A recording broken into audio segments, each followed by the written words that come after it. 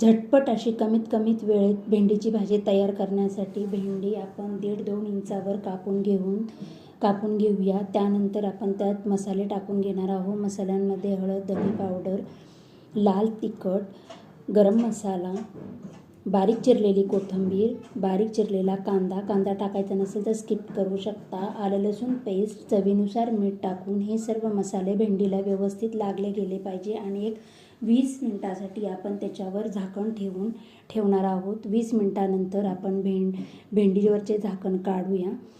कढईमध्ये तेल गरम झाले असले तर फोडणीसाठी मोहरी टाकून आपण त्यात मसाले लावलेले भेंडी टाकून घेऊया।